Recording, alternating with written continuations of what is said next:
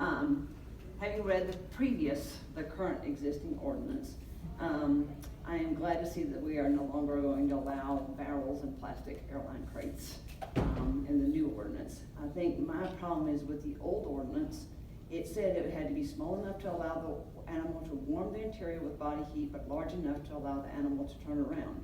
From my standpoint, a 50-gallon barrel would have never allowed the animal to warm itself. There's no insulation, there's no way that an animal can keep itself warm in some of those situations. And yet those were deemed appropriate and acceptable by our animal control.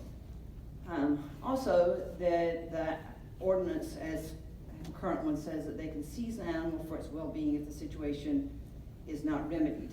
There was no requirement to cite the owner and give them time to comply when you went out and investigated. If the dog was in a severe enough situation, you didn't have to give them 12, 24, 48 hours over the weekend to give them time to comply. It said if the dog was in a bad situation, they actually could seize that animal immediately. And I suppose I've seen some of the situations where some of these dogs have been in, and they have not been seized immediately. They've been left to leave, particularly over one of the bad winter storms we had this year, left overnight, and then with an airline crate in the snow, in the water, and animal control was going to come out the next day. And thankfully the dog didn't freeze overnight, but he certainly could have. Because this old ordinance has been open to interpretation and basically been unenforceable according to some, I think the new one should be specific and clear, and the goal as a community should be that all owners are expected to provide safe, healthy, and comfortable environments for their pets. From my standpoint, it is a choice to own a pet. Nobody has to own one. If you choose to own a pet, you choose to take on responsibility for a living being. And it's often a 12 to 18-year commitment. It's not without some financial responsibility. So in the new ordinance, they have used adjectives like reasonable, sufficient, and adequate. And I think those make maybe the guidelines a little less stringent than if you actually left those words out. So I could read it back to you. I've got copies, but I think those kind of qualify and kind of lower the bar.